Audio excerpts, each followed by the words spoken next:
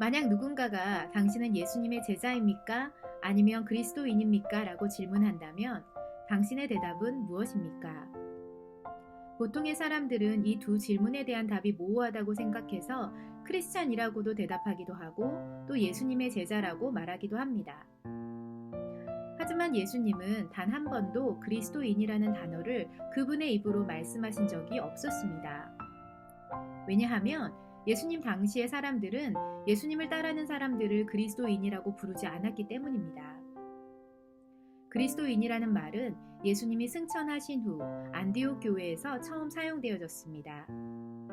그리고 신기하게도 성경에서는 그리스도인이라는 말은 단 3번밖에 사용되었을 뿐이지 제자라는 말은 최소 263번이나 사용되었습니다. 그러므로 우리 모든 그리스도인들은 예수님의 제자임이 마땅한 것입니다. 예수님의 제자라는 말에 담긴 의미는 그분이 제자들을 세상으로 보내실 때 주신 선물, 즉 권위와 능력을 통해 더 분명해집니다.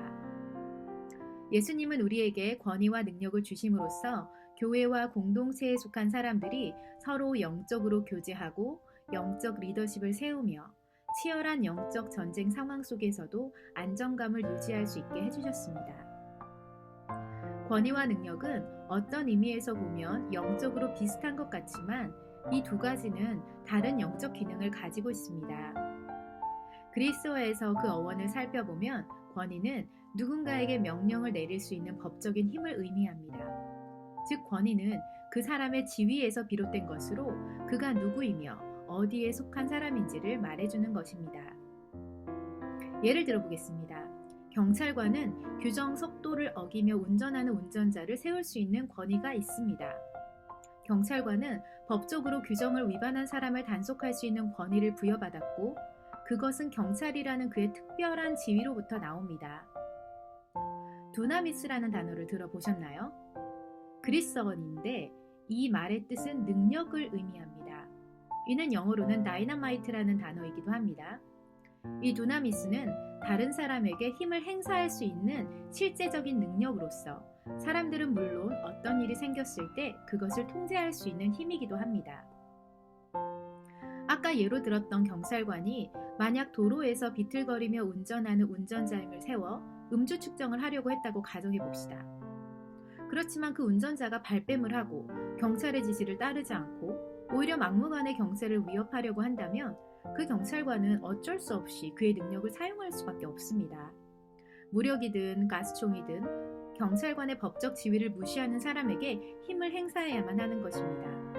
그러므로 좋은 경찰관은 자신이 가진 이 두 가지의 힘, 즉 권위와 능력으로 항상 무장되어 있어야만 자신의 미션을 잘 수행할 수 있습니다. 왜냐하면 세상에는 법과 도덕을 잘 지키는 선한 사람들만 있는 것이 아니라 그렇지 않은 사람들도 있기 때문입니다. 마찬가지로 예수님께서 제자들을 세상에 보내실 때에도 그들의 안전을 걱정하셨습니다.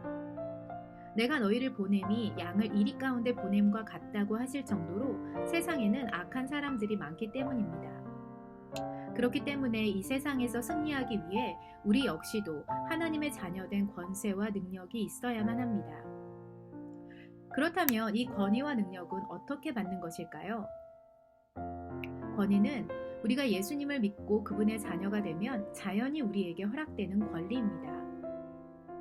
우리 개개인이 예수님께 나오면 예수님은 우리의 신분을 죄인에서 하나님의 자녀로 바꿔주십니다. 이는 마치 탕자의 비유에 나오는 탕자와 같습니다. 탕자가 모든 소유를 탕진하고 아버지에게 돌아왔을 때 아버지는 그의 손가락에 반지를 끼워주고 헤어진 신발을 벗겨 좋은 신발을 신겨주며 낡고 더러워진 옷을 벗겨 깨끗하고 아름다운 옷으로 갈아입혀 주었습니다.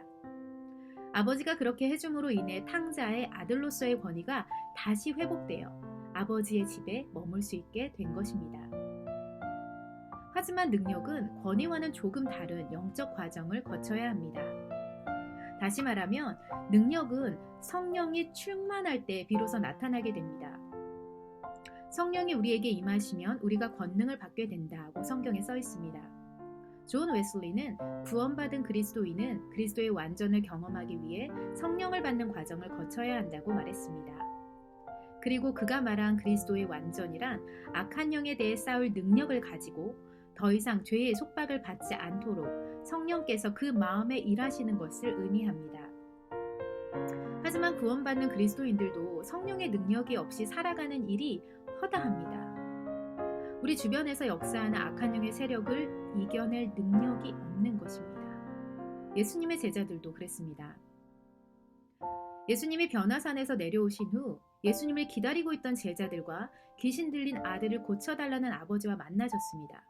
그 아버지는 자신의 아들이 귀신 들렸는데 예수님의 제자들이 귀신을 쫓아내지 못했다며 도와달라고 도움을 구했습니다. 예수님은 그 아이에게 있는 귀신을 내어 쫓아주셨고 제자들은 조용히 예수님께 물었습니다. 왜 우리는 귀신을 내쫓는 능력이 없습니까? 그리고 예수님은 이렇게 대답하셨습니다. 기도 외에는 이런 유가 나갈 수가 없다. 그렇습니다. 능력은 바로 기도를 통해 나타난다고 예수님은 제자들에게 각인시켜 주셨습니다.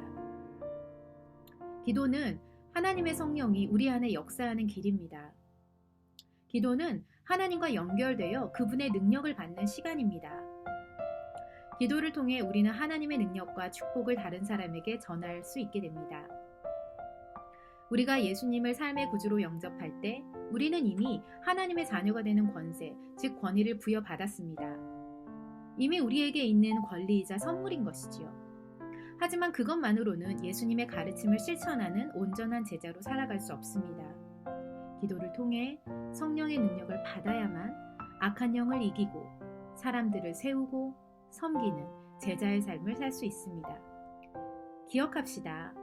그리스도의 제자인 우리는 권위와 능력, 이 두 가지가 모두 필요합니다.